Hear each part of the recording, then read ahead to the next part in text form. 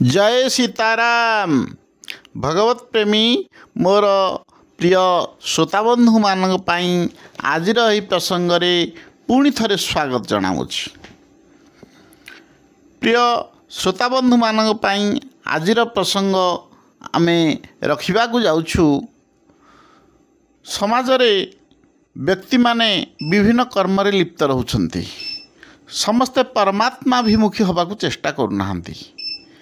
आ भितर मुख्य कारण कौन रोचे? आ भितर मुख्य जिनस होची राग आ द्वेष। ये परमात्मा प्राप्तिर शत्रु होगी रहउछन्ति। ए जिनस काहींकी होची ए विषय आज आमे आलोचना करिबा। देखंतु आमर गीतारे गोटे कथा कुहा जाइछि जे निर्द्वंद ही महाबाहो सुखम बंधात प्रमुच्यते। जेतेबेले साधनार प्रारंभिक अवस्था आसुची सेतेबेले कौन होची ना साधकर अंतकरण रे द्वंद्व रहुची। ये जो द्वंद्व रहुची ये द्वंद्व रहिबा द्वारा कौन होची ना सत्संग स्वाध्याय विचारादि करिबा द्वारा से परमात्मा प्राप्ति को निजर ध्येय बोली स्वीकार कर नउची। एटा मोर प्रकृत कर्तव्य बोली से भावी नउची। किंतु जेतेबेले भोग भोगिबा तथा कौन ना धन संग्रह करिबा धन संग्रह करने तार मन आउ इंद्रिय रे स्वाभाविक रुचि रहुची। तेणु साधक केतेबेले परमात्मा तत्व प्राप्ति चाहे तो केतेबेले भोग और संग्रह मध्य चाहे। ताकू जेपरी संग मिले ता हृदय भाव से ही अनुसार परिवर्तन हो जाए। यह सत्वे से शांतिपूर्वक भोग भोगी पारे नहीं। कारण सत्संग आदि सत्कर्मर संस्कार ता अंतकरण रे वैराग्य अर्थात भोगरू अरुचि उत्पन्न कराए। एइथिपाई साधकंक अंतकरण सर्वदा द्वंद्व अर्थात भोगापभोग करी ना साधना करी ये दुईटी जिनिस द्वंद्व रुहे। तेणु यही द्वंद्व उपरे ही अहंकार भी रहुछि। अहंकार जो दृष्टि रहुछि सांसारिक भोग और संग्रह रे बुड़ी रहिबा मोर काम नुही। से विचार करने दरकार एकमात्र परमात्मा तत्व प्राप्ति करने मोर लक्ष्य। जदि एहीपरि दृढ़ निश्चय करनेब व्यक्तिर पाखरे अहंकार आदौ केतेबेले हेले रहिबो नाही। सेटा परमात्मा तत्व ही विलीन हो। तेणु प्रकृत रे अंतकरण रे सांसारिक महत्व अंकित हो ही द्वंद्व रहुछि। बारंबार भोग भोगुथिबारु ओ अन्य मानक ठारू सुख आशा करुथिबा हेतु अंतकरण सांसारिक प्राणी तथा पदार्थ गुड़िकर महत्व अंकित हो जाउछि। सेथिरु सुख नेबा द्वारा सेथिरे महत्व आहुरी बढ़ी जाउछि। जो द्वारा से गुड़ी को पाइबा पई प्रबल रुचि मध्य होछि। से रुचि परमात्मा प्राप्तिर उद्देश्य को स्थायी और सुदृढ़ कराई दौनी केतेबेले हेले। फल साधकर द्वंद्व लगी रहुछि। देखंतु उद्देश्य सुदृढ़ करने साधक दृढ़ विचार करने उचित जे जेते सुख सुविधा और भोग मिलू पछे से मोर कौन प्रयोजन नहीं, बरं अन्यर हित निमंते सेगुड़ी को त्याग करिया मोर कर्तव्य। जदि व्यक्ति एपरि विचार करिक दृढ़ होती बेले से निर्द्वंद्व हो। आ निर्द्वंद्व होबार मुख्य कथाटी होची कौन न द्वेष्टि न कांक्षति न द्वेष्टि न कांक्षति। यार तात्पर्य होची राग द्वेषरु विमुक्त हेबा।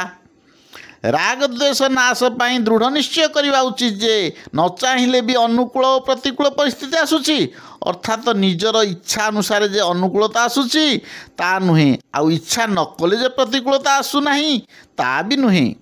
अनुकूलता और प्रतिकूलता तो प्रारब्धर फल स्वरूप आसुची आ जाउची पुणी ताहार प्राप्ति अथवा निवृत्ति पाई काहे इच्छा करवा। तेणु व्यक्ति गुड़ा सब निजे निजे भाविया दरकार जे यही अनुकूलता और प्रतिकूलता प्रारब्ध कर्मरु ही आम पाख आसब जीव। तेणु निजर त्रुटि हेतु अनुकूलता प्रति राग और प्रतिकूलता प्रति द्वेष होपरि बारंबार जदि मनीष विचार कर प्रारब्ध दोषरू सब तेबे ता निजर त्रुटि सब मार्जित हो। राग द्वेष ता पाखु सर्वदा सब निवृत्ति हो। द्वितीय कथा हूँ कौन आम पाखरे जो भगवत शक्ति रहुछि अच्छा परमात्मा सत्ता रहुछि जहाँ को आम आत्मा बोली कहूचे ताहा कौन सी व्यक्ति पदार्थ क्रिया इत्यादि अधीनस्थ हो रहुनी। कारण देखंतु ଯେତେବେଳେ ସୁସୁପ୍ତି ଅବସ୍ଥା ଅର୍ଥାତ୍ ଆମେ ଯେତେବେଳେ ଶୋଇଯାଉଛେ ସେତେବେଳେ କ'ଣ ନା ସଂସାରକୁ ସମ୍ପୂର୍ଣ୍ଣ ପାଶୋଇ ଦେଉଛେ। ସେତେବେଳେ ଆମର ସତ୍ତା ଯଥାବତ୍ ରହୁଛି। ସଂସାରଟା ସିନା ଆମେ ପାଶୋଇ ଦେଉଛେ, ଭଗବତ ସତ୍ତା ତ ଆମ ପାଖରେ ସବୁବେଳେ ରହୁଛି ନା। ସେହି ସମୟରେ ଯେଉଁ ଜାଗରଣ ଆଉ ସ୍ୱପ୍ନ ଅବସ୍ଥା ରହୁଛି, ଆମେ ପ୍ରାଣୀ ବା ପଦାର୍ଥ ବ୍ୟତୀତ ବଞ୍ଚି ମଧ୍ୟ ପାରୁଛେ ନା ପାରୁନେ? ପାରୁଛେ।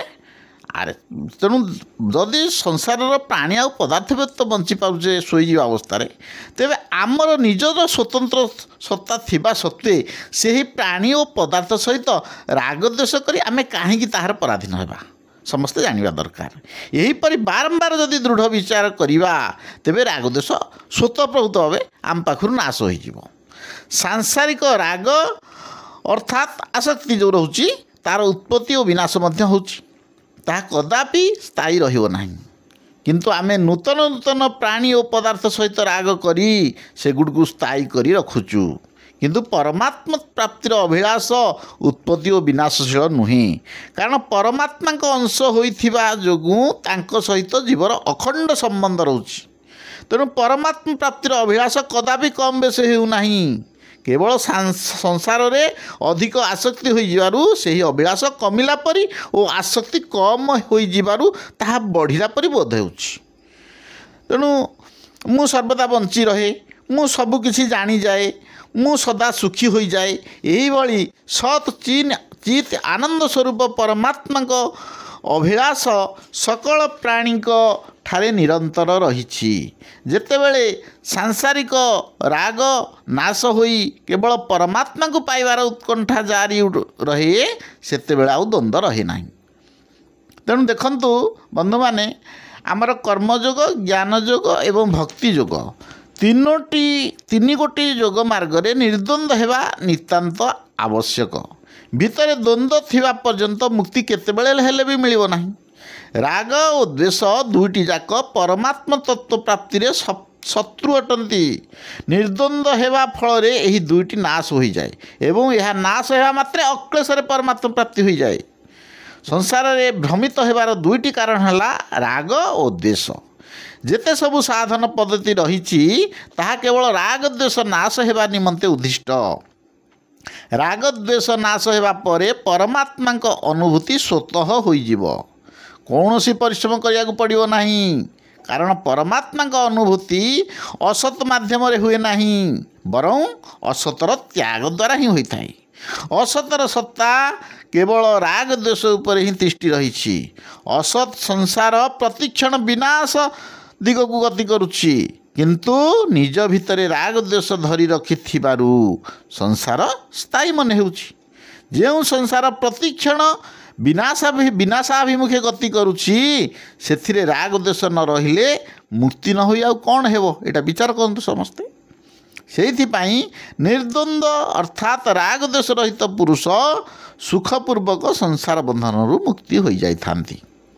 ଆଜିର ପ୍ରସଙ୍ଗକୁ ଏଇଠି ରଖୁଛୁ। ପୁଣି ଆମେ ଆସିବୁ ଆପଣମାନଙ୍କ ସହିତ ଆଗାମୀ ପ୍ରସଙ୍ଗରେ।